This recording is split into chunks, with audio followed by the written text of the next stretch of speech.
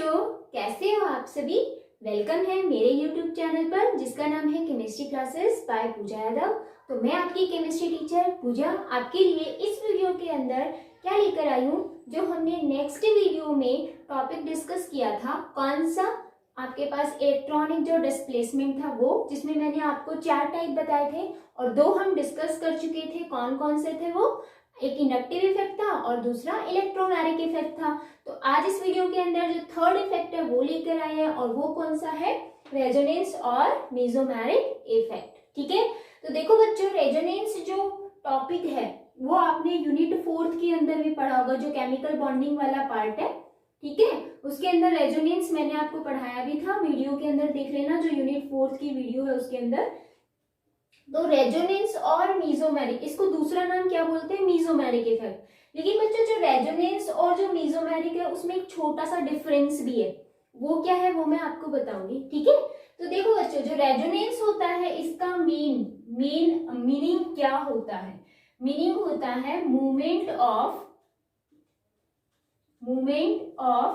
Pi electron, not sigma. कैसे है? पाई। Inductive effect में आपने क्या देखा था? सिग्मा। लेकिन इलेक्ट्रोमैग्नेटिक के अंदर तो पाई का ही था। सेम एज इट इज यहाँ भी मूवमेंट हो रहा है पाई इलेक्ट्रॉन का, जिसको हम क्या बोल सकते हैं? डिस्प्लेसमेंट ऑफ या फिर डीलोकलाइजेशन ऑफ। ठीक है, डीलोकलाइजेशन ऑफ पाई इलेक्ट्रॉन, मतलब मूव कर रहे हैं पाई इलेक्ट्रॉन। ठीक है, तो मेसोमेरिक का मतलब क्या है? सेम यही थिंक है, लेकिन ये पाई इलेक्ट्रॉन कब मूव करेंगे? आपके पास या तो रिंग होगी या फिर कार्बन की चेन होगी। कौन सी कार्बन की चेन? जिसमें क्या प्रेजेंट हो? पाई बॉन्ड हो। ठीक है, या फिर पाई इलेक्ट्रॉन्स प्रेजेंट है। तो उस कार्बन की चेन के साथ या फिर रिंग के साथ बच्चों अगर कोई ऐसा ग्रुप लगा हुआ है जो कि या तो इलेक्ट्रॉन को विड्रॉ करे या फिर इलेक्ट्रॉन को डोनेट करे, जिसकी वजह से क्या होता है? पाई इलेक्ट्रॉन्स जो होते हैं वो मूव करते हैं। ठीक है, तो मेन डिफरेंस ये है रेजोनेंस और मेसोमेरिक में, मैंने आपको बता दिया है। तो देखो, रेजोनेंस का मतलब तो क्या होता है? Delocalisation of the pi electron. और हम रेजोनेंस को कैसे डिफाइन करते हैं कि किसी भी एक मॉलिक्यूल की जो स्ट्रक्चर होती है वो क्या होती है? डिफरेंट होती है, क्योंकि उसमें क्या होता है, मतलब डिफरेंट का मतलब उसमें जो इलेक्ट्रॉन की पोजीशन है वो क्या होती रहती है? Change. Number of atom same रहेंगे, पोजीशन क्या रहेगी? अलग अलग। जैसे मैंने एग्जांपल दिया बच्चों, यहाँ पर है CH3CH डबल बॉन्ड, देन मैंने लिखा CH, फिर मैंने बोला CH डबल बॉन्ड CH2। ठीक है, ये वाला एग्जांपल है। तो इसमें देखो, नंबर ऑफ एटम्स हमारे जो है वो हमें देखने हैं, और यहाँ पाई इलेक्ट्रॉन है। अगर ये पाई इलेक्ट्रॉन यहाँ मूव करता है और ये यहाँ मूव करता है, तो जो इसकी स्ट्रक्चर आएगी वो कैसी आएगी? देखो, CH3 देन CH। अब देखो, यहाँ से पाई इलेक्ट्रॉन जा रहे हैं तो इस पर क्या चार्ज आएगा? पॉजिटिव चार्ज आएगा। फिर सिंगल बॉन्ड, फिर H, फिर क्या आ जाएगा? डबल बॉन्ड, क्योंकि देखो पाई बॉन्ड पूरा, पाई इलेक्ट्रॉन्स मूव कर गए। ठीक है, बॉन्ड मूव नहीं करता एक्चुअल में, पाई इलेक्ट्रॉन्स मूव करते हैं। देन CH, अब देखो यहाँ डबल था, फिर किस में कन्वर्ट हो गया? सिंगल, फिर CH2, देन इसके पास नेगेटिव चार्ज आ गया, क्योंकि इलेक्ट्रॉन गए हैं पाई इलेक्ट्रॉन। ठीक है, तो यहाँ पर देखो इसकी पॉसिबल स्ट्रक्चर 2 बन गई, यानी कि एक कंपाउंड की जितनी भी पॉसिबल स्ट्रक्चर बनती हैं डिफरेंट किस वे में है? ओनली चार्ज के वे में या फिर इलेक्ट्रॉन की पोजीशन के वे में। ठीक है, तो जो ये डिफरेंट स्ट्रक्चर बन रही है, या हम कहें कि एक मॉलिक्यूल की जो पॉसिबल स्ट्रक्चर्स होती हैं उन स्ट्रक्चर को हम क्या बोलते हैं? जैसे ये फर्स्ट स्ट्रक्चर है, ये सेकंड स्ट्रक्चर है, तो ये दोनों स्ट्रक्चर क्या है? कैनोनिकल स्ट्रक्चर है। ठीक है, कैनोनिकल या फिर रेजोनेंस स्ट्रक्चर बोलते हैं हम इसको। लेकिन एक मॉलिक्यूल की जो एक्चुअल स्ट्रक्चर होती है, जो कि सबसे ज्यादा स्टेबल होती है, उसको हम क्या बोलते हैं? रेजोनेंस हाइब्रिड बोलते हैं। ठीक है, रेजोनेंस हाइब्रिड कौन सी स्ट्रक्चर होगी? देखो, डबल बॉन्ड यहाँ था, फिर इस वाली पोजीशन पे आया जब हमने ये देखा तब, और यहाँ भी है। तो इसका मतलब हम इसको ऐसे लिख सकते हैं, कैसे? CH3 की सिंगल बॉन्ड तो सभी के अंदर है। ठीक है, सिंगल बॉन्ड तो प्रेजेंट ही है, लेकिन यहाँ पर पॉजिटिव और यहाँ पर नेगेटिव। डबल बॉन्ड कहाँ हो सकता है, देखो यहाँ भी हो सकता है, डॉटेड से रिप्रेजेंट किया, यहाँ भी हो सकता है, हमें सेकंड से पता चल रहा है, और यहाँ भी हो सकता है। तो इसी को ही हम क्या बोलते हैं, रेजोनेंस हाइब्रिड, जिसकी स्टेबिलिटी सबसे ज्यादा होती है। तो ये एक्चुअल स्ट्रक्चर बताता है किसकी, मॉलिक्यूल की। ठीक है, तो ये जो प्रोसेस होती है उसी को आप क्या बोलते हो, रेजोनेंस। क्योंकि इसमें क्या हो रहा है, डीलोकलाइजेशन ही तो हो रहा है पाई इलेक्ट्रॉन का। डीलोकलाइजेशन का मतलब क्या है, जिसकी पोजीशन फिक्स ना हो। ठीक है, लोकलाइजेशन का मतलब क्या होता है, बॉन्ड की पोजीशन फिक्स होती है। ठीक है, तो सिर्फ जहां पर फिक्स है वहां लोकलाइज्ड, जहां फिक्स नहीं है वहां डीलोकलाइज्ड। देखो पाई इलेक्ट्रॉन्स मूव कर रहे हैं, इसका मतलब डबल बॉन्ड की पोजीशन फिक्स नहीं है। ठीक है, तो ये ध्यान रखना है। तो रेजोनेंस क्या होता है कि एक जो भी कंपाउंड है, कोई भी एक कंपाउंड, उसकी क्या होती है, डिफरेंट स्ट्रक्चर्स होती हैं, या पॉसिबल जो स्ट्रक्चर्स होती हैं उनको हम बोलते हैं कैनोनिकल स्ट्रक्चर या फिर रेजोनेंस स्ट्रक्चर। एंड जो एक्चुअल स्ट्रक्चर होगी वो क्या होगी, रेजोनेंस हाइब्रिड, और इस प्रोसेस को आप क्या बोलोगे, रेजोनेंस। ठीक है, अब मैंने बोला मीजोमेरिक, तो इसी का ही नाम है। लेकिन ये पाई इलेक्ट्रॉन कब मूव करेंगे, जब क्या होगा, कंजुगेशन होगा। तो नेसेसरी कंडीशन होनी चाहिए कंजुगेशन की। अब हमें ये नहीं पता कि कंजुगेशन क्या होता है। तो देखो बच्चे, यहाँ आपको कुछ दिख रहा होगा, डबल, फिर सिंगल, फिर डबल, इसी को हम क्या बोल रहे हैं, कंजुगेशन। यानी कि डबल बॉन्ड, सिंगल बॉन्ड और डबल बॉन्ड कैसे होनी चाहिए, अल्टरनेटिवली प्रेजेंट होने चाहिए, तभी आप उसको कंजुगेशन बोलोगे। या फिर बहुत ही सिंपल है, या लॉन पेयर, ठीक है, लॉन पेयर एंड जो आपके पास डबल बॉन्ड है वो भी क्या होना चाहिए, अल्टरनेटिवली होना चाहिए। ठीक है, तब भी क्या होगा, कंजुगेशन होगा। तो कंजुगेशन जहां पर होता है वहीं पर ही क्या होता है, रेजोनेंस, और वहीं पर ही क्या होता है, मीजोमेरिक इफेक्ट। तो दोनों एक ही चीज है, लेकिन एक छोटा सा डिफरेंस क्या है कि रेजोनेंस के थ्रू कोई भी इलेक्ट्रॉन विड्रॉइंग या इलेक्ट्रॉन डोनेटिंग ग्रुप की वजह से पाई इलेक्ट्रॉन क्या कर रहे हैं, मूव कर रहे हैं, तो उस इफेक्ट को क्या बोलोगे आप, मीजोमेरिक इफेक्ट। ठीक है दोनों सेम ही। ठीक है, दोनों में क्या हो रहा है, मूवमेंट हो रही है पाई इलेक्ट्रॉन की, लेकिन हमने यहाँ पर ग्रुप लगाए, सब्स्टिट्यूएंट ग्रुप लगाए, वो कौन से हैं, या तो इलेक्ट्रॉन विड्रॉइंग होंगे या फिर इलेक्ट्रॉन डोनेटिंग होते हैं। ठीक है, तो देखो रेजोनेंस हो चाहे मीजोमेरिक इफेक्ट हो, है दोनों एक, लेकिन इनके लिए नेसेसरी कंडीशन क्या होनी चाहिए। इतने पॉइंट समझाने के बाद आई थिंक आपके माइंड में भी आ गया होगा कि नेसेसरी कंडीशंस कौन सी हैं। तो फर्स्ट वन इज द, क्या होना चाहिए, कंजुगेशन, अभी अभी समझाया। ठीक है, और एक चीज और बच्चों, ये जो भी इफेक्ट है, कौन सा इफेक्ट, रेजोनेंस इफेक्ट, ये परमानेंट होता है। ठीक है, ध्यान रखना, टेम्पररी नहीं होता, कैसा होता है, परमानेंट होता है। आपको स्टार्टिंग के दो इफेक्ट मैंने बता दिए थे, इसमें ये ध्यान रखना, ये कैसा होता है, परमानेंट होता है। ठीक है,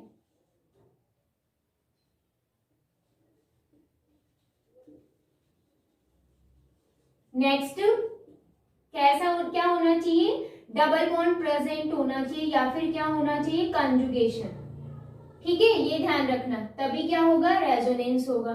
थर्ड वन इज द, अब थर्ड वन क्या बताता है, देखो रेजोनेंस जब भी होगा तो पाई इलेक्ट्रॉन क्या कर रहे हैं, मूव कर रहे हैं, और पाई इलेक्ट्रॉन जब मूव करेंगे तो देखो परमानेंट इफेक्ट भी हो रहा है। इसका मतलब क्या है कि यहाँ पर जो चार्ज जनरेट होगा वो पार्शियली नहीं होगा, क्या होगा, कंप्लीटली होगा। तो हम ये लिख सकते हैं, जनरेटेड कंप्लीटली चार्ज। ठीक है, पार्शियली नहीं, कैसा, कंप्लीटली चार्ज। पॉजिटिव नेगेटिव जो चार्ज डेवलप होगा वो कैसा होगा, कंप्लीटली ही होगा, पार्शियली नहीं होगा। ठीक है, ये तो इसकी मैंने आपको बता दिए मेन पॉइंट। मीजोमेरिक इफेक्ट की डेफिनेशन अगर लिखनी हो तो हम कैसे लिखते हैं, if any electron withdrawing group, इसका मतलब होता है इलेक्ट्रॉन विड्रॉइंग ग्रुप, और electron releasing group attached with carbon chain having double bond having double bond and show delocalization of pi electrons through resonance is called mesomeric effect. ठीक है, ये ध्यान रखना मेसोमेरिक इफेक्ट क्या होता है। तो बच्चों इसमें जो ये थ्रू रेजोनेंस ही लिखना जरूरी है, क्योंकि आपको पता है रेजोनेंस क्या होता है। ठीक है, तो आप डीलोकलाइजेशन ऑफ पाई इलेक्ट्रॉन किसके बेस पे बताते हो, रेजोनेंस, कॉल्ड मेसोमेरिक इफेक्ट। ये हो गई इसकी डेफिनेशन। ठीक है, तो ये मेन पॉइंट्स है, ये ध्यान रखना, ये डेफिनेशन बता दी। तो आपको ये पता होना चाहिए इलेक्ट्रॉन विड्रॉइंग ग्रुप कौन सा है, रिलीजिंग ग्रुप कौन से है, वो मैंने आपको बताया हुआ है।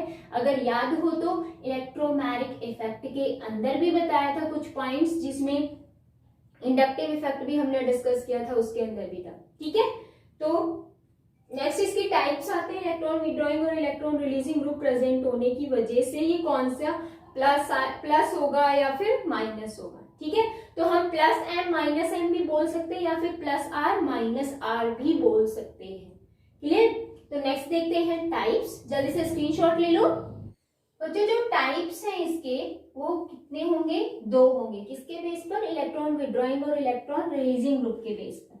ठीक है, तो वो कौन कौन से होते हैं 2 टाइप्स, ये होते हैं प्लस एम और माइनस एम, या फिर आप प्लस आर और माइनस आर भी बोल सकते हो। ठीक है, कंफ्यूज मत होना, प्लस आर भी बोल सकते हो और माइनस आर भी बोल सकते हो।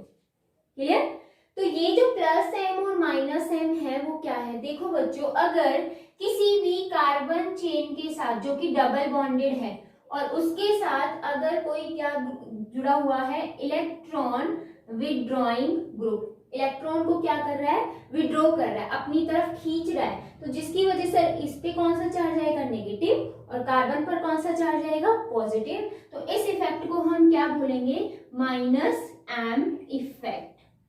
ठीक है, ध्यान रखना, मेसोमेरिक को हम एम इफेक्ट के नाम से लिखते हैं, या फिर रेजोनेंस है तो आर इफेक्ट। ठीक है, दोनों है तो एक ही, हर बार मैं यही बात रिपीट कर रही हूँ। ठीक है, माइनस एम इफेक्ट अगर कार्बन की चेन के साथ में, या रिंग भी बोल सकते हो, क्योंकि मोस्टली तो रिंग में ही बताते हैं हम, चेन में बहुत कम बताते हैं। ठीक है, तो इलेक्ट्रॉन अगर रिलीजिंग ग्रुप है, तो देखो ये इलेक्ट्रॉन रिलीज कर रहा है किसको, कार्बन को, तो कार्बन पर क्या आएगा, नेगेटिव चार्ज, और इस पर क्या आएगा, पॉजिटिव चार्ज। तो ये कौन सा इफेक्ट शो करेगा, प्लस एम इफेक्ट शो करेगा। ठीक है, अब हमें पता कैसे चलेगा कौन इलेक्ट्रॉन विड्रॉइंग ग्रुप है और कौन इलेक्ट्रॉन रिलीजिंग ग्रुप है, तो एक छोटा सा कॉन्सेप्ट है, वो क्या, जो इलेक्ट्रॉन रिलीजिंग ग्रुप होता है, फुल फॉर्म में बताते जा रही हूँ, इलेक्ट्रॉन रिलीजिंग ग्रुप में क्या होता है, mostly having lone pair of electron. ठीक है, जिसके पास लोन पेयर ऑफ इलेक्ट्रॉन होगा वो क्या होगा, इलेक्ट्रॉन रिलीजिंग ग्रुप होगा, क्योंकि भाई उसके पास एक्स्ट्रा इलेक्ट्रॉन पड़े हैं बॉन्ड बनाने के बाद भी, तो वो इजीली दे सकता है, क्योंकि उसका ऑक्टेट क्या है, पूरा है, कंप्लीट है। ठीक है, तो यहाँ पर अगर मैं एग्जांपल दूं तो देखो OH, क्योंकि ऑक्सीजन पे लोन पेयर ऑफ इलेक्ट्रॉन होते हैं। ठीक है, SH की बात करूं तो इस पर भी लोन पेयर ऑफ इलेक्ट्रॉन होता है। अगर मैं बात करूं NH2 की, प्राइमरी एमीन की, तो इस पर भी लोन पेयर होता है। ठीक है, सेकेंडरी एमीन की बात करूं तो ये भी क्या होता है, लोन पेयर। अब इतना ध्यान रखना बच्चों, लोन पेयर किस पे होना चाहिए, जो कार्बन चेन के साथ फर्स्ट एटम जो बॉन्ड बना रहा है उसी पर। ठीक है, having lone pair of electron first atom to attach carbon chain. ठीक है, ये पॉइंट मेन है बच्चों, क्योंकि आप कई बार कंफ्यूज हो जाते हो, मैं अभी आपको बताने वाली हूँ क्या किस में होते हो। ठीक है, तो जो फर्स्ट एटम किसका, इलेक्ट्रॉन रिलीजिंग ग्रुप का, कार्बन चेन के साथ जुड़ा हुआ है, उसी के पास क्या होना चाहिए, लोन पेयर ऑफ इलेक्ट्रॉन होना चाहिए, दूसरे वाले पे नहीं होना चाहिए। ठीक है, जैसे मैंने ये कहा, यहाँ पर आपके पास क्या है, 3 डिग्री एमाइंस है, इसके पास भी क्या है, लोन पेयर ऑफ इलेक्ट्रॉन है। और हेलोजन जो फैमिली होती है X, उसके पास भी क्या होता है, लोन पेयर ऑफ इलेक्ट्रॉन। और देखो लॉन पेयर ऑफ इलेक्ट्रॉन नहीं होते, लेकिन जैसे मिथाइल है, इथाइल है, यानी कि एल्काइल ग्रुप, इनके पास लॉन पेयर नहीं है, लेकिन ये क्या होते हैं, इलेक्ट्रॉन रिलीजिंग ग्रुप होते हैं, क्योंकि हम यहाँ पर हाइपर कंजुगेशन देखते हैं, वो नेक्स्ट टॉपिक है, मैं समझाऊंगी भी, ठीक है। तो ये ध्यान रख लेना कि जो फर्स्ट एटम, ये बॉन्ड में नहीं है दिखाई, ये बॉन्ड ही है। बॉन्ड क्या है, मतलब इस कार्बन के साथ जुड़ा हुआ है, ठीक है, चाहे रिंग हो चाहे आपके पास चेन हो, ठीक है। तो यहाँ पर ये जो बॉन्ड दिखाया है ना मैंने, उसी के साथ देखो ये फर्स्ट एटम है, ये भी फर्स्ट है, ये भी फर्स्ट है, तो फर्स्ट के साथ क्या होना चाहिए, lone pair of electron. Clear. अब नेक्स्ट आता है, जैसे मैंने आपको दे दिया C डबल बॉन्ड O, फिर बोला O फिर H। अब इसके पास भी तो लॉन पेयर, हम कहते हैं इसके पास भी लॉन पेयर है, तो इसका मतलब तो ये भी क्या हो गया, इलेक्ट्रॉन रिलीजिंग। नहीं, मैंने क्या बोला, फर्स्ट एटम, दैट मीन्स ये वाला, क्योंकि देखो मैंने यहाँ बॉन्ड छोड़ा, इसका मतलब कार्बन चेन के साथ जुड़ा हुआ है, तो इसके पास तो लॉन पेयर है ही नहीं, तो ये इलेक्ट्रॉन रिलीजिंग नहीं होगा। क्लियर है। तो ध्यान रखना, इलेक्ट्रॉन रिलीजिंग ग्रुप कौन से होते हैं, जो फर्स्ट एटम कार्बन चेन या फिर रिंग के साथ जुड़ता है, उसके पास क्या होना चाहिए, लॉन पेयर ऑफ इलेक्ट्रॉन। अब देखो नेक्स्ट, मैंने कहा इलेक्ट्रॉन विड्रॉइंग ग्रुप, तो मैं आपको यहाँ पर बता देती हूँ इलेक्ट्रॉन विड्रॉइंग, ध्यान रखना है कि फ्रेंड्स, ध्यान रखना, मैं बीच में करा रही हूँ, नोट करना। इलेक्ट्रॉन विड्रॉइंग जो ग्रुप है वो कौन से होंगे, तो हम कैसे डिफाइन करेंगे, हम कैसे पहचानेंगे उनको, बहुत ही सिंपल है बच्चों। मोस्टली जो एटम होगा ना वहां पर, जो कार्बन चेन के साथ जुड़ा हुआ रहेगा, उसमें हमेशा क्या होगा, डबल बॉन्डेड किसी भी एटम के साथ वो जुड़ा हुआ रहेगा, यानी कि पाई बॉन्ड तो होता ही होता है, ठीक है। तो हम ये कह सकते हैं जो फर्स्ट एटम होगा ना, फर्स्ट एटम किसका, इलेक्ट्रॉन विड्रॉइंग ग्रुप का, वो क्या होगा, हैविंग पाई इलेक्ट्रॉन्स या फिर पाई बॉन्ड, ठीक है, ये ध्यान रखो। यानी कि मैंने एग्जांपल दिया, जैसे आपको दिया मैंने C डबल बॉन्ड OOH, देखो इसके पास क्या है, लॉन पे, ये सॉरी डबल बॉन्ड है, तो देखो ये फर्स्ट किसी भी कार्बन चेन के साथ जुड़ा हुआ और इसके साथ क्या प्रेजेंट है, पाई बॉन्ड है। ऐसे ही अगर मैं एग्जांपल दूं C double bond O, ketone, ठीक है, ester C double bond O then O। Next और क्या हो सकते हैं बच्चों, वेरी सिंपल, जब हम यहाँ पर बात कर रहे हैं तो C डबल बॉन्ड OH, बच कौन गया, एल्डिहाइड भी तो है, कार्बोक्सिलिक एसिड है, कीटोन है, एस्टर है, एल्डिहाइड है, और भी है, याद करो, बहुत ही सिंपल, नाइट्रो, सबसे ज्यादा हम इसी की तो बात करते हैं, साइनाइड CN, ठीक है, यहाँ पर CN क्या होगा, आपका इलेक्ट्रॉन विड्रॉइंग ग्रुप। क्लियर। तो ये इलेक्ट्रॉन विड्रॉइंग और ये इलेक्ट्रॉन रिलीजिंग ग्रुप है। देखो इसमें अगर हम बात करें तो इसके पास भी पाई है, कैसे, हम ऐसे तो लिखते हैं N डबल बॉन्ड और फिर ऐसे कोऑर्डिनेट बॉन्ड ऑक्सीजन। अगर C की बात करें तो C triple bond N, pi electron है तो सही या पाई बॉन्ड है तो सही, ठीक है। तो बस इतनी सी पहचान कर लो बस, और कुछ भी नहीं है, ठीक है, याद ही नहीं करने पड़ेंगे, हमें तो याद ही नहीं हो रहे मैम, हम क्या करें, तो कुछ नहीं करना, सिर्फ इतना सा ध्यान रखना है कि जो फर्स्ट एटम होगा जो कार्बन चेन के साथ या रिंग के साथ जुड़ा हुआ है, अगर उसके पास पाई इलेक्ट्रॉन है या पाई बॉन्ड है तो वो इलेक्ट्रॉन क्या होगा, विड्रॉइंग ग्रुप। और अगर फर्स्ट एटम के पास क्या है, lone pair of electron, alkyl group, ध्यान रख लेना। बाकी जिसके पास भी लॉन पेयर ऑफ इलेक्ट्रॉन है वो सारे के सारे क्या होंगे, इलेक्ट्रॉन रिलीजिंग ग्रुप। क्लियर है। तो आपके पास ये हो गया रेजोनेंस और मेसोमेरिक इफेक्ट। अब बच्चों इसकी एप्लीकेशंस आती हैं और ज्यादातर हम किस में यूज में लेते हैं इसके रेजोनेंस को, तो हम लेते हैं एसिडिक और बेसिक नेचर को एक्सप्लेन करने के लिए, ठीक है। तो मैं आपको एक दो एग्जांपल दे देती हूँ, ये आपके 12th में आएगा, बहुत इंपॉर्टेंट टॉपिक है और आपको भूलना बिल्कुल भी नहीं है, सिर्फ आपको ये दो चीजें याद रखनी है, इसके बेस पे आप एसिडिटी, किसी की भी एसिडिक नेचर या बेसिक नेचर को एक्सप्लेन कर सकते हो। क्लियर। तो जल्दी से स्क्रीनशॉट ले लो, नेक्स्ट स्टार्ट कर। तो बच्चों एसिडिक और बेसिक नेचर के साथ साथ ये जितने भी ग्रुप्स होते हैं ना, हमें इनका पता चल जाता है कि ये ऑर्थो डायरेक्टिंग ग्रुप है, मेटा डायरेक्टिंग है, पैरा डायरेक्टिंग है, मतलब आने वाला कोई भी क्या हो, चाहे न्यूक्लियोफाइल हो चाहे इलेक्ट्रोफाइल हो, वो किस पर अटैक करेगा, ठीक है। तो ये चीजें भी आ जाती है, रेजोनेंस से हमें पता चल जाता है। तो देखो मैं आपको एक रेजोनेटिंग स्ट्रक्चर बता रही हूँ, उसके बाद में एसिडिक नेचर भी साथ साथ बताते जाऊंगी। मैंने आपके पास सबसे पहले लिया है फिनॉल, ठीक है। फिनॉल सभी को पता है ना, बेंजीन रिंग होती है, ऑक्सीजन और H मतलब OH ग्रुप लगा होता है, एल्कोहल लगा होता है किस पर, बेंजीन रिंग पर, उसी को हम क्या बोलते हैं, फिनॉल बोलते हैं। तो अगर इसकी रेजोनेटिंग स्ट्रक्चर बनानी हो हमें तो कैसे बनाएंगे, देखो ऑक्सीजन के पास क्या होता है बच्चों, लॉन पेयर ऑफ इलेक्ट्रॉन, और हमें पता है ये कौन सा ग्रुप है, इलेक्ट्रॉन रिलीजिंग ग्रुप है, ठीक है। तो ये इलेक्ट्रॉन जब यहाँ पर डोनेट करेगा तो ये इलेक्ट्रॉन कहाँ मूव करेंगे, इस डायरेक्शन में। अब मैंने कहा था 1 2 पोजीशन कौन सी होती है, ऑर्थो पोजीशन।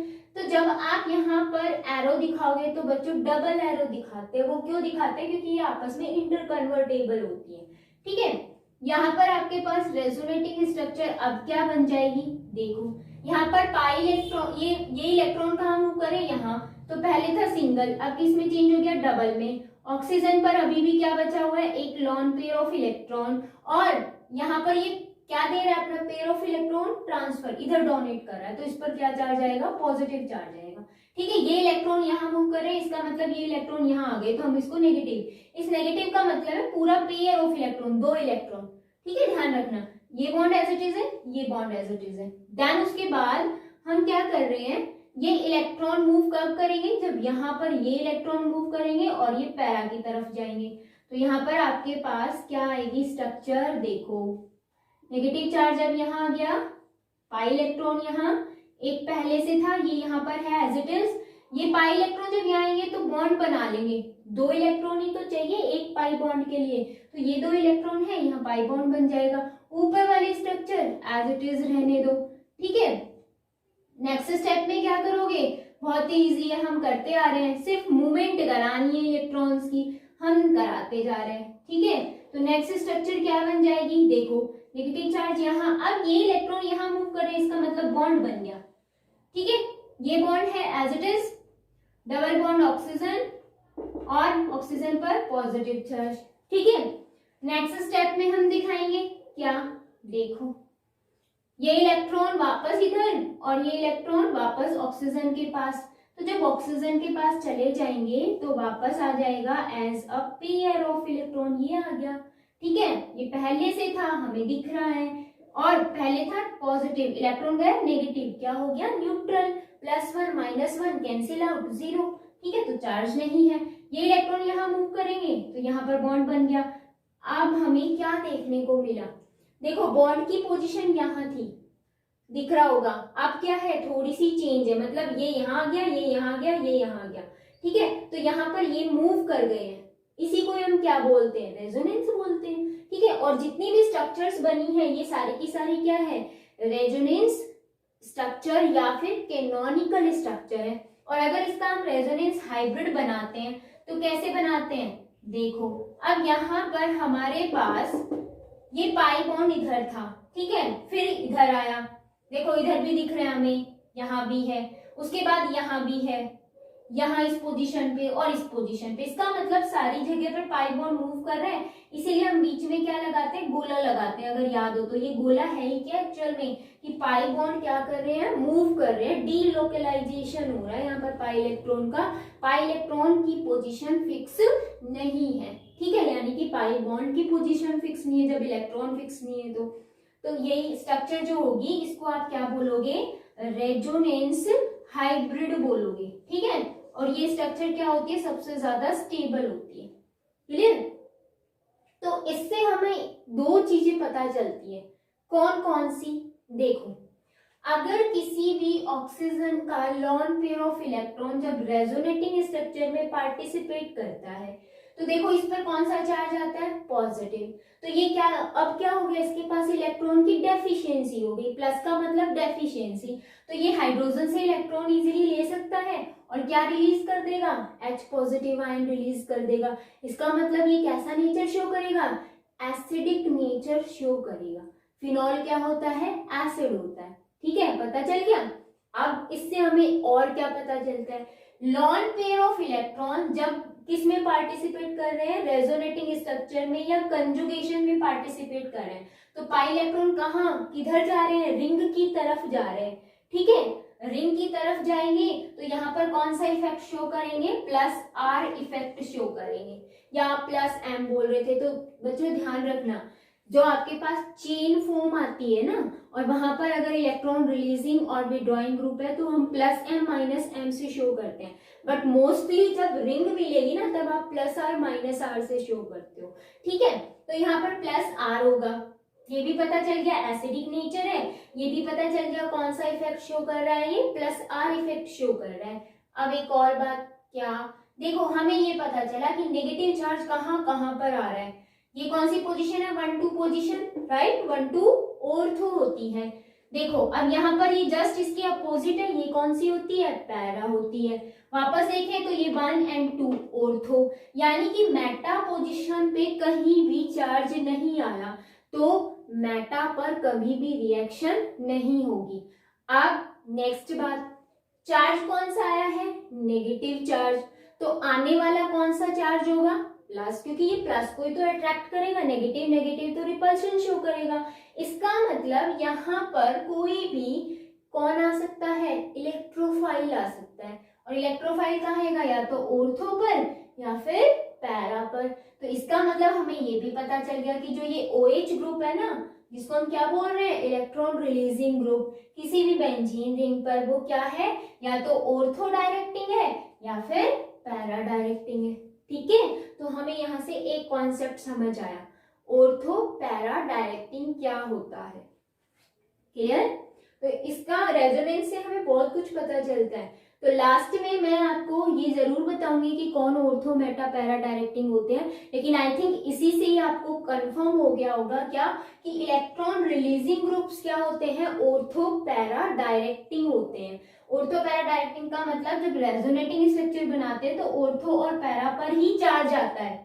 ठीक है, इसका मतलब या तो ऑर्थो पर अटैक करेगा कोई भी इलेक्ट्रोफाइल, या पैरा पर अटैक करेगा। ठीक है, तो इसकी केमिकल रिएक्शंस भी थोड़ी सी हम देख लेंगे लास्ट, इस चैप्टर के लास्ट में देखेंगे। ठीक है, चलो नेक्स्ट देखो, अब मैंने क्या किया, इलेक्ट्रॉन जो विड्रॉइंग ग्रुप है वो लगा दिया, तो उसकी भी एक बार आप रेजोनेटिंग स्ट्रक्चर देख लो कैसे बनेगी। जल्दी से स्क्रीनशॉट ले लो इसका। और एक बात और बच्चों, जब +r होता है इफेक्ट, और भी इफेक्ट शो करेगा। आप ये कहोगे कि ऑक्सीजन की इलेक्ट्रोनेगेटिविटी इस कार्बन से ज्यादा है, तो ये तो इलेक्ट्रॉन को अट्रैक्ट करना चाहिए, है ना, और जब ये इलेक्ट्रॉन को अट्रैक्ट करेगा तो कौन सा इफेक्ट शो करना चाहिए, -i, इंडक्टिव इफेक्ट सुना है ना आपने, पढ़ाया था मैंने। तो अगर +r और -r है तो इसमें प्रीडोमिनेंट कौन होगा, +r होगा, ये ध्यान रख लेना। ठीक है, मैंने ऐसे लिखा है इसको, +r is predominant as compared to -i। Clear, next देखो अब इलेक्ट्रॉन विड्रॉइंग ग्रुप का। देखो बच्चों, अगर किसी भी बेंजीन रिंग के साथ में क्या जुड़ा हुआ है, इलेक्ट्रॉन विड्रॉइंग, जैसे सपोज मैंने बोल दिया N डबल बॉन्ड O और यहाँ पर मैंने एक ऑक्सीजन लगा दिया। ठीक है, ये क्या हमें पता है, इलेक्ट्रॉन विड्रॉइंग ग्रुप, मतलब इलेक्ट्रॉन को अपनी तरफ खींचता है। ठीक है, अब यहाँ पर आपको पता है क्या, कि ये इलेक्ट्रॉन को खींच रहा है, तो कौन से इलेक्ट्रॉन, पाई इलेक्ट्रॉन, ये पाई इलेक्ट्रॉन यहाँ मूव करेंगे और ये वाले पाई यहाँ कर जाएंगे। ठीक है, तो जैसे ही मूव करेंगे आपके पास एक स्ट्रक्चर आती है निकलकर, और वो क्या है, ये देखो। अब देखो पाई इलेक्ट्रॉन ने यहाँ पर अटैक किया, मतलब मूव कर गए, तो यहाँ पर सिंगल से डबल हो गया नाइट्रोजन, और यहाँ पर oxygen as it is, double से ये सिंगल में कन्वर्ट हो जाएगा, ये सिंगल। ठीक है, और यहाँ पर इस पर चार्ज क्या आ जाएगा, नेगेटिव, क्योंकि इलेक्ट्रॉन इसके पास चले गए हैं। ठीक है, तो यहाँ पर जैसे इलेक्ट्रॉन गए, इस कार्बन पर कौन सा चार्ज आएगा, पॉजिटिव, क्योंकि यहाँ से तो इलेक्ट्रॉन गए है ना। ठीक है, बाकी बॉन्ड एज इट इज बना दो। नेक्स्ट स्ट्रक्चर देखो क्या बनेगी, बहुत ही सिंपल, जिस डायरेक्शन में इलेक्ट्रॉन मूव करे ना उसी डायरेक्शन में, मतलब अपर साइड जा रहे हैं तो अपर साइड ही मूवमेंट करानी है आपको। ठीक है, नेक्स्ट देखो, अब ये इलेक्ट्रॉन कहाँ मूव करेंगे, यहाँ मूव करेंगे, तो देखो यहाँ पर प्लस चार्ज था और ये इलेक्ट्रॉन यहाँ मूव कर गए, तो न्यूट्रलाइजेशन होगा, यानी कि पाई बॉन्ड ये मूव कर गया यहाँ पे, तो यहाँ पर क्या बनेगा आपके पास, बेंजीन रिंग में जो प्लस चार्ज था वो कहाँ आ गया, अब कौन सी पोजीशन पे आ गया, पैरा पर। ठीक है, ये बॉन्ड पहले से था, ये बन गया, यहाँ डबल बॉन्ड N और सिंगल बॉन्ड ऑक्सीजन पर नेगेटिव। नेक्स्ट स्टेप में क्या होगा, very simple, again pi bond move करा दो, अगेन हमारे पास स्ट्रक्चर आ जाएगी। वो कौन सी आएगी, अब देखो पाई बॉन्ड यहाँ आ गए, ये पहले से थी, यहाँ डबल बॉन्ड एन ऑक्सीजन और यहाँ भी ऑक्सीजन, यहाँ एरो का मतलब है कोऑर्डिनेट बॉन्ड, ठीक है। और ये जब पाई इलेक्ट्रॉन यहाँ गए तो इस वाले कार्बन पर पॉजिटिव चार्ज आ गया, वेरी सिंपल। अब हमें एक चीज दिख रही है, क्या दिख रही है कि ये इलेक्ट्रॉन यहाँ मूव कर जाए, ये यहाँ पर कर जाए, मतलब पहले वाली स्ट्रक्चर बन जाएगी, सिर्फ पाई बॉन्ड की पोजीशन चेंज हो जाएगी, ठीक है। ये इलेक्ट्रॉन यहाँ गए, ये सिंगल में कन्वर्ट हो गया, ये एज इट इज है, एंड यहाँ डबल बॉन्ड आ जाएगा और यहाँ पर ऑक्सीजन। तो देखो पोजीशन ही तो चेंज हुई, ठीक है। तो ये प्रैक्टिस करने से ही आएगा और कुछ नहीं है, सिंपल है, सिर्फ पाई बॉन्ड मूव कराते रहो, जहां से जा रहा है वहां पॉजिटिव, जिसकी तरफ जा रहा है वो नेगेटिव, ठीक है। अब देखो हमें एक चीज समझ आई कि पाई इलेक्ट्रॉन रिंग से बाहर जा रहे हैं, away from the ring, ring से बाहर जा रहे हैं, और जब रिंग से बाहर पाई इलेक्ट्रॉन की मूवमेंट होती है तो उसको हम माइनस आर इफेक्ट बोलते हैं, ठीक है, ये ध्यान रखना। मैंने आपको वैसे भी बता दिया था कि यहाँ पर अगर आपके पास कार्बन की चेन या रिंग के साथ इलेक्ट्रॉन विड्रॉइंग है तो वो क्या होगा, माइनस एम या फिर माइनस आर, ठीक है।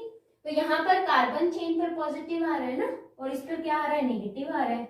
नेगेटिव वाले तो इलेक्ट्रॉन विड्रॉइंग होते हैं और माइनस वाला माइनस आर शो करते हैं, ठीक है। तो अब देखो हमें एक चीज पता चली, ऑर्थो पर और पैरा पर क्या आ रहा है, पॉजिटिव, उसमें क्या आया था, नेगेटिव। अब एक चीज और बताती हूँ कि हम पॉजिटिव चार्ज को देखते हैं या फिर नेगेटिव चार्ज को देखते हैं, उसकी बेस पे हम बताते हैं क्या कि अटैकिंग ग्रुप कहाँ अटैक करेगा। तो बहुत ही सिंपल है, देखो बच्चों, बेंजीन जो रिंग होती है उसमें अगर हम पाई इलेक्ट्रॉन काउंट करें तो टोटल कितने होते हैं, 6 पाई इलेक्ट्रॉन्स होते हैं, है ना। और इलेक्ट्रॉन जिसमें ज्यादा है इसका मतलब क्या है, नेगेटिव चार्ज ज्यादा है। तो क्या न्यूक्लियोफाइल इस पर अटैक कर पाएगा इजीली, न्यूक्लियोफाइल भी कैसा होता है, नेगेटिव चार्ज वाला होता है, तो इसमें तो क्या होगा, रिपल्शन होगा, तो कभी भी न्यूक्लियोफाइल नहीं आएगा। तो ये पॉजिटिव चार्ज देखकर ये मत बोल देना कि न्यूक्लियोफाइल ऑर्थो पर आएगा और पैरा पर आएगा, नहीं। न्यूक्लियोफिलिक एडिशन या सब्स्टिट्यूशन रिएक्शन जो होती है वो मैं समझाऊंगी बाद में, ये रिएक्शंस के टाइप्स आएंगे तब। तो इसमें बेंजीन रिंग में पहले से पाई इलेक्ट्रॉन ज्यादा है, नेगेटिव चार्ज ज्यादा है और उनका मूवमेंट भी हो रहा है रिंग में, तो देखो इलेक्ट्रॉन की डेंसिटी ज्यादा हो रही है, तो न्यूक्लियोफाइल यहाँ अटैक नहीं कर पाएगा। कौन अटैक करेगा इजीली, इलेक्ट्रोफाइल। और इलेक्ट्रोफाइल कहाँ अटैक करता है, जहां पर क्या आता है, नेगेटिव चार्ज।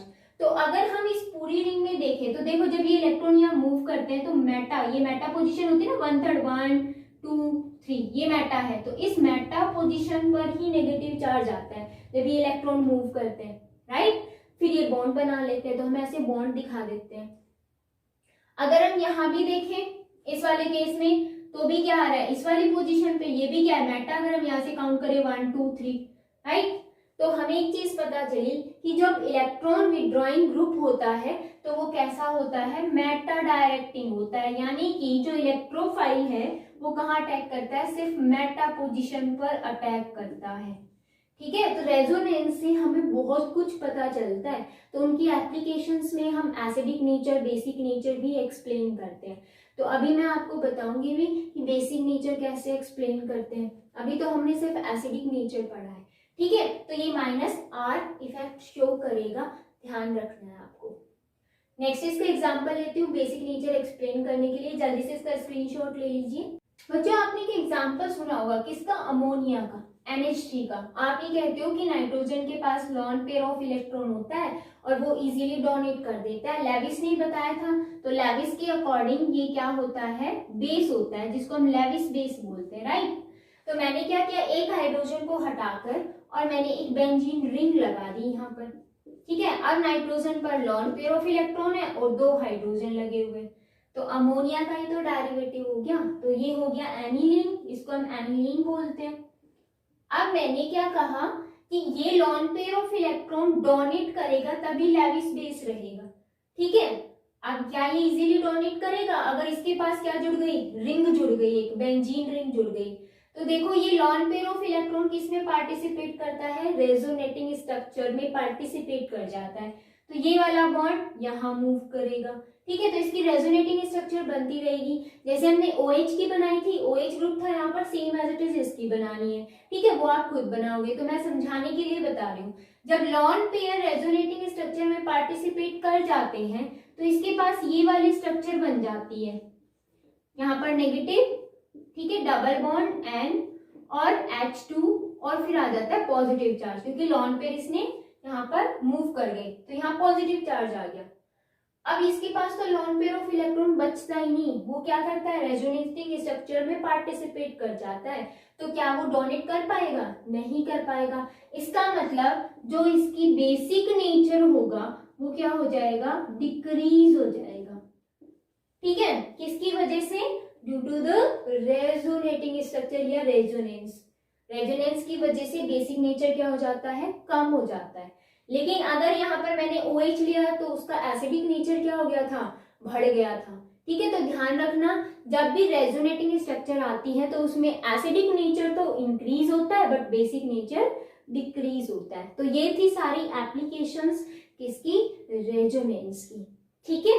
अब इसमें एक और भी पॉइंट आता है, ऑर्थो इफेक्ट। इंपॉर्टेंट है ऑर्थो इफेक्ट, यानी कि रेजोनेंस जो है वो ऑर्थो इफेक्ट को भी शो करता है।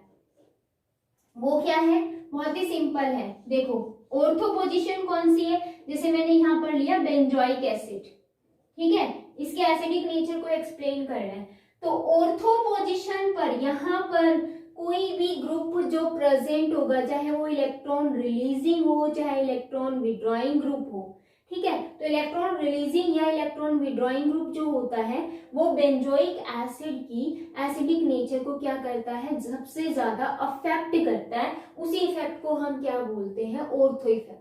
ऑर्थो पोजीशन पे जो होगा, मेटा या पैरा पे होता है, वो इतनी ज्यादा अफेक्ट नहीं करेगा इसके एसिडिक नेचर को, बट अगर ऑर्थो पोजीशन पे है तो उसको ज्यादा अफेक्ट करेगा। बच्चों ये आपके 12th में आएगा, आपको वहां पर भी करना है और यहाँ मैंने थोड़ा सा समझा भी दिया, ठीक है। तो रेजोनेंस और मेसोमेरिक इफेक्ट कंप्लीट हो गया है। नेक्स्ट में बता रही हूँ आपको हाइपर कंजुगेशन।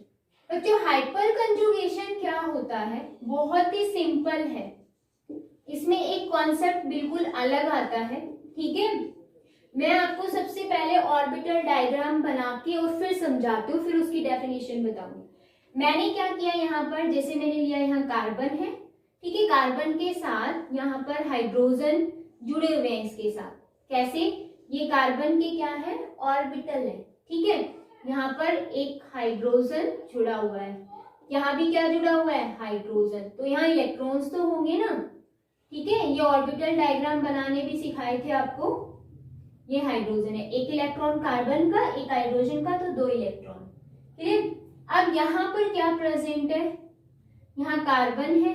अब देखो कार्बन जो होगा वो क्या है, डबल बॉन्डेड है। और वो डबल बॉन्ड कैसे बनता है, देखो सिग्मा बॉन्ड तो आपको पता ही है कैसे बनता है, इस टाइप से कि ये आपके पास जो पीजेड ऑर्बिटल है वो ओवरलैप करके और क्या बनाएंगे, यहाँ पर सिग्मा बॉन्ड। तो मैं आपको यहाँ पर सिग्मा बॉन्ड ही दिखा देती हूँ, वरना आप कंफ्यूज हो जाओगे, या फिर ऐसे भी कर लो।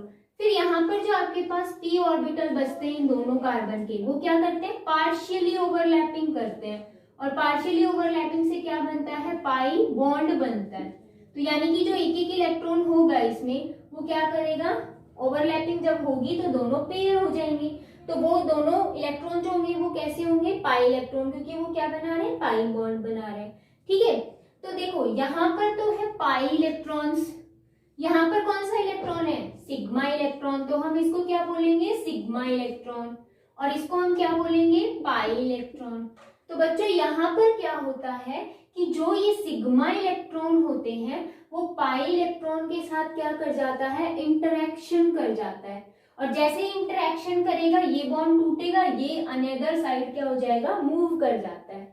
तो उसी को आप क्या बोलोगे, हाइपर कंजुगेशन। बट ये सिग्मा इलेक्ट्रॉन किसका बच्चों, कार्बन हाइड्रोजन वाला sigma electron, not carbon carbon sigma electron, ठीक है। ध्यान रखना, कार्बन और हाइड्रोजन का जो सिग्मा इलेक्ट्रॉन होता है वो इंटरैक्ट करता है किसके साथ, पाई इलेक्ट्रॉन के साथ, उसी को आप बोलोगे हाइपर कंजुगेशन, ठीक है। तो इसकी डेफिनेशन क्या होगी, देखो, interaction between sigma electron of carbon hydrogen bond with pi system, उसी को ही आप क्या बोलोगे, हाइपर कंजुगेशन। क्लियर है ये पॉइंट? ठीक है, तो अब देखो हाइपर कंजुगेशन को हम कैसे एक्सप्लेन, ये तो मैंने ऑर्बिटल की फॉर्म में बताया है। अगर मैं जैसे एग्जांपल दूं, मैंने यहाँ पर लिखा CH3 single bond, CH double bond, यहाँ पर लिखा मैंने CH2, और फिर मैंने ये कहा कि ये हमारा क्या है, पाई सिस्टम है। पाई सिस्टम ही है ना, इसका मतलब क्या है, जिसमें पाई इलेक्ट्रॉन प्रेजेंट है। अब इस पाई सिस्टम के साथ में यहाँ पर क्या प्रेजेंट है, कार्बन हाइड्रोजन बॉन्ड हमें दिख रहे हैं, कितने हैं, 3 हैं। अगर मैं इसको ऐसे लिखूं 1 2 3, ठीक है, तो यहाँ पर आपके पास ये पाई सिस्टम था। तो इंटरेक्शन कैसे होगा बच्चों, कि ये जो सिग्मा इलेक्ट्रॉन है ये यहाँ मूव कर जाए, यानी कि इसके पास, और ये पाई इलेक्ट्रॉन यहाँ मूव कर जाए, तो इसकी रेजोनेटिंग स्ट्रक्चर क्या बनेगी, C, यहाँ पर H, देन H। अब देखो ये सिग्मा इलेक्ट्रॉन कितने हैं, 2 है ना, 2 है ना, तो यहाँ पर ये हाइड्रोजन बॉन्ड नहीं बना रखा, बॉन्ड तो टूट गया ना, एक ही तो इलेक्ट्रॉन, एक ही तो बॉन्ड है जिसमें 2 सिग्मा इलेक्ट्रॉन्स हैं। अब ये इलेक्ट्रॉन यहाँ आ गया, ठीक है, और यहाँ क्या बन जाएगा, CH, फिर सिंगल बॉन्ड CH2। अब देखो इसके पास गया तो यहाँ नेगेटिव चार्ज आ गया, ठीक है। अब ये हाइड्रोजन आपको अलग से दिखा हुआ है ना। अब ये इलेक्ट्रॉन जब इसके पास से गया तो H पर क्या आ गया, पॉजिटिव चार्ज आ गया, ठीक है। अब हम ये कह रहे हैं अलग से क्यों लिख रखा है, इसको हटाई दो, नहीं, क्यों, क्योंकि बच्चों क्या होता है कि ये जो सिग्मा बॉन्ड बनता है ना, इसमें क्या होता है, कार्बन और हाइड्रोजन के बीच में डिस्टेंस बहुत कम होती है, ये पास होता है, ठीक है। और देखो यहाँ पर हमें पाई इलेक्ट्रॉन्स दिख रहे हैं, तो ये इलेक्ट्रॉन इस H पॉजिटिव को अट्रैक्ट करके रखता है, इसीलिए यहाँ पर ये एज इट इज अपनी जगह पर रहता है, इधर उधर नहीं जाएगा, वो कंपाउंड से बाहर निकलेगा ही नहीं, क्योंकि पाई इलेक्ट्रॉन्स की वजह से, ठीक है। अब देखो इसकी मैं पूरी स्ट्रक्चर बना के दिखाती हूँ कि अगर हाइड्रोजन आपके पास सबसे ज्यादा होते हैं तो क्या होगा। अब इन हाइड्रोजन को हम नाम भी देते हैं, वो क्या देंगे तो वो मैं अभी आपको समझाने वाली हूँ। लेकिन उससे पहले बच्चों मैंने आपसे कहा था CH3 ग्रुप क्या होता है, इलेक्ट्रॉन रिलीजिंग ग्रुप होता है ना। देखो इलेक्ट्रॉन रिलीज ही तो कर रहा है, कंजुगेशन हो रहा है, यहाँ पर रेजोनेंस हो रहा है ना, तो यहाँ पर क्या हो गया, मिथाइल ग्रुप इलेक्ट्रॉन रिलीजिंग की तरह ही काम कर रहा है, तो वो इसीलिए हम इलेक्ट्रॉन रिलीजिंग ग्रुप इसको बोला जाता है, किसके अकॉर्डिंग, हाइपर कंजुगेशन के अकॉर्डिंग, ठीक है। तो नेक्स्ट देखो अब इसमें, देखो बच्चों मैंने आपसे ऐसे बोला कि कार्बन के साथ में हाइड्रोजन लगा हुआ है और ये हमारा है पाई सिस्टम, ठीक है, CH डबल बॉन्ड CH2। तो इसमें पॉसिबल स्ट्रक्चर कौन सी बन सकती है, अब आपको पता है कि ये हमारा पाई सिस्टम है, और पाई सिस्टम से जो कार्बन प्रेजेंट होता है उसको हम क्या बोलते हैं, अल्फा कार्बन, ठीक है। अल्फा कार्बन पे जो हाइड्रोजन लगे होते हैं उनको हम क्या बोलते हैं, अल्फा हाइड्रोजन, क्लियर है।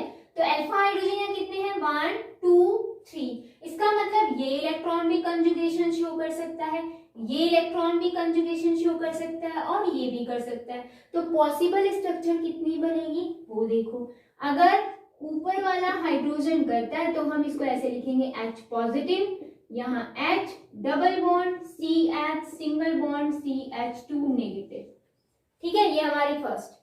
सेकेंड स्ट्रक्चर कौन सी होगी, देखो ये भी तो कर सकता है इंटरेक्शन, इसका मतलब ये करेगा, एक ही करेगा बच्चों, ये नहीं है कि सारे एक साथ करेंगे, 1 by 1 करते हैं, ठीक है। तो इसका मतलब यहाँ पर तो हाइड्रोजन ये एज इट इज है, नीचे वाला भी लगा हुआ है, यहाँ पर ये H पॉजिटिव फॉर्म में है, double bond CH single bond CH2 negative, क्योंकि ये भी तो कंजुगेशन शो कर सकता है, ठीक है। अब ये वाला भी तो करेगा, ये भी तो इसी कार्बन के साथ जुड़ा हुआ है, तो हम ये कह सकते हैं इसकी पॉसिबल स्ट्रक्चर ये भी बन सकती है, CH पॉजिटिव, यहाँ पर H सॉरी यहाँ ये बॉन्ड रहेगा, नीचे वाला H positive double bond CH single bond CH2 negative.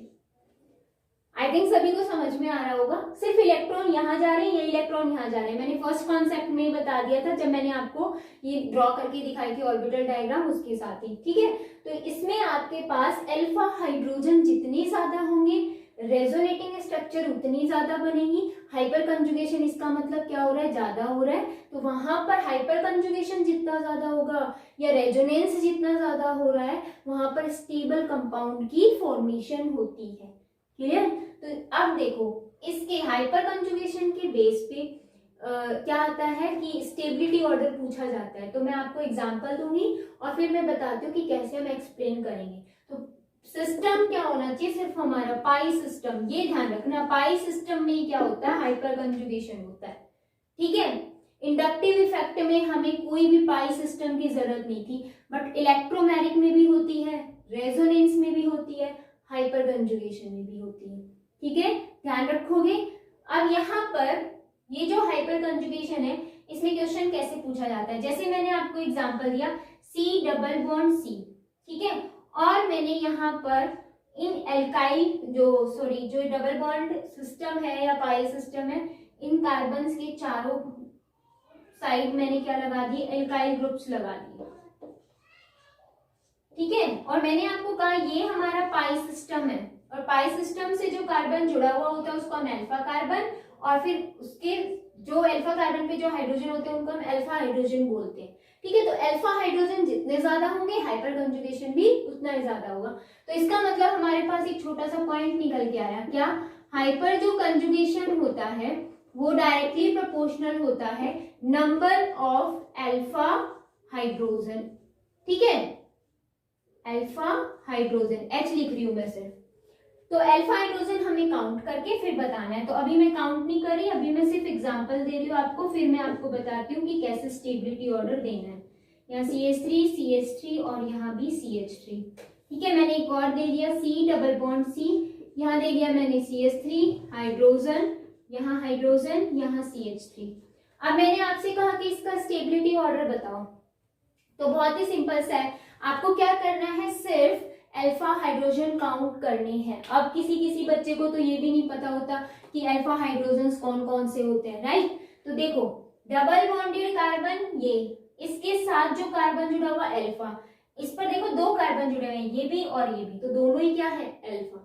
ठीक है, ये भी अल्फा है, ये भी अल्फा है, यहाँ भी ये भी अल्फा है, ये भी अल्फा है।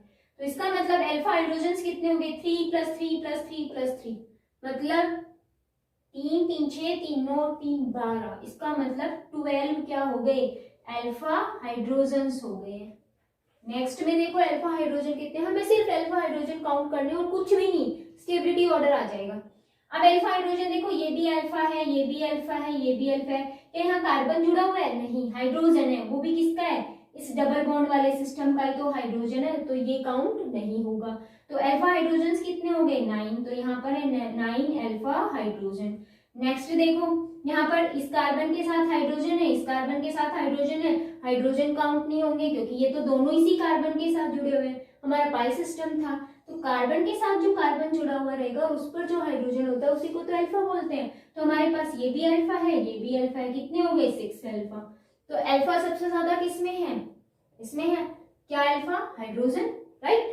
तो यहाँ पर आपके पास 12 है, इसका मतलब हाइपर कंजुगेशन सबसे ज्यादा इसमें होगा, तो स्टेबल भी ये होगा। ठीक है, देन ये, फिर ये, क्लियर है। तो ऐसे हम स्टेबिलिटी ऑर्डर देते हैं according to the hyperconjugation. Hyperconjugation में सिर्फ इतना ही है, ज्यादा कुछ नहीं है, इसमें सिर्फ आपको ये देखना है अल्फा कार्बन और अल्फा हाइड्रोजन। अगर अल्फा कार्बन पहचानना आता है तो हाइड्रोजन उस पर जो जुड़े हुए वही है।